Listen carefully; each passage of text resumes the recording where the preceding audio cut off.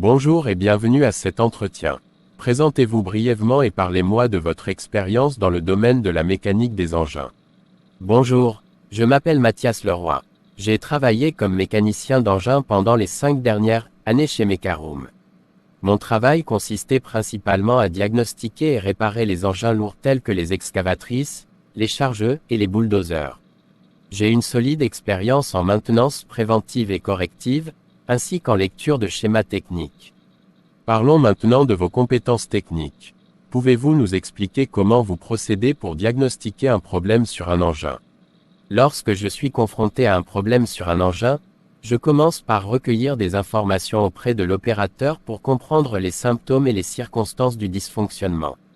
Ensuite, j'effectue une inspection visuelle pour détecter les signes évidents de dommage ou de dysfonctionnement.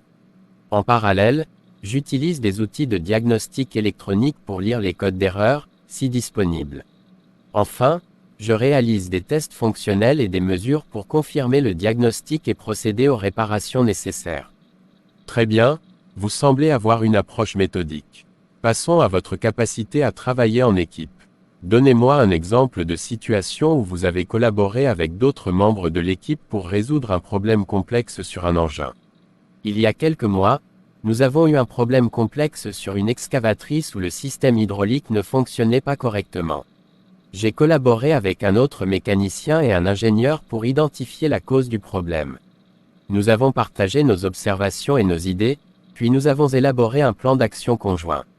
Chacun de nous avait des tâches spécifiques à accomplir, et grâce à notre coordination, nous avons réussi à résoudre le problème dans les délais impartis. Très bien. Comment organisez-vous votre temps lorsque vous avez plusieurs engins à réparer simultanément, en tenant compte des délais et des urgences? Pour gérer efficacement mon temps, je commence par évaluer l'urgence et l'importance de chaque réparation. Ensuite, je planifie mes tâches en fonction de leur priorité et de la disponibilité des pièces nécessaires. Je reste flexible et je communique régulièrement avec mes collègues pour ajuster mon emploi du temps en fonction des besoins du chantier. Comment maintenez-vous une communication efficace avec les clients lors de la réparation d'un engin, en particulier en expliquant les problèmes rencontrés et les solutions proposées? Je crois fermement à la transparence et à la communication ouverte avec les clients. Je prends le temps d'expliquer clairement les problèmes détectés, les options de réparation disponibles et les implications associées à chaque solution. Je reste également disponible pour répondre à toutes les questions ou préoccupations que le client pourrait avoir tout au long du processus de réparation. Comment veillez-vous à ce que les réparations soient effectuées en toute sécurité, tant pour vous-même que pour les autres travailleurs sur le chantier? La sécurité est ma priorité absolue. Avant de commencer toute réparation, je m'assure que l'engin est correctement sécurisé et que toutes les mesures de sécurité sont en place. Je porte également un équipement de protection individuelle à tout moment et je veille à ce que mes collègues et moi-même suivions strictement les procédures de sécurité établies. Comment gérez-vous les situations où vous pourriez être tenté de prendre des raccourcis dans les réparations pour respecter les délais ou réduire les coûts, mais qui pourraient compromettre la qualité du travail ou la sécurité de l'engin?